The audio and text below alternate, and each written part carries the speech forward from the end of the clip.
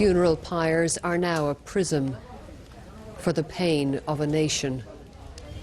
He is lost in grief for his mother, one of the latest victims of COVID-19 in the state of Bihar. With so many dead across India, cremation costs have soared. Some families here have been reduced to entrusting the bodies of their loved ones to the sacred waters of the Ganges.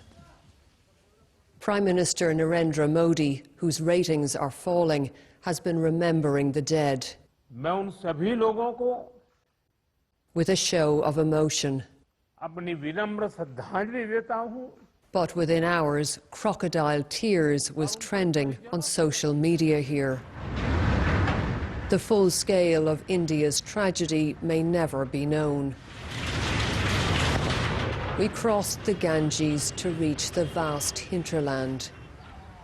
In rural areas like the village of Birpur, we found a landscape of neglect and untold stories.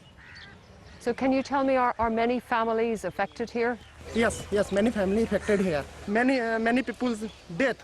Every home, many people get a fever and cough, but no test. No social distancing either, and no masks in sight. This is the other India, not rising, but left behind. People here say the living are barely counted, much less the dead. We've been told that 26 people have died here with symptoms of COVID-19 in the past month, but none of them were actually tested. That means they're not included in India's official death toll from the virus. Now, this is just one village, but you can multiply this across India. Take a look at the village health centre. Imagine having to rush here in an emergency. It's an empty shell, carefully padlocked. This neglect is not unusual in rural India. It takes 3 hours to get to a hospital. Many can't afford the journey.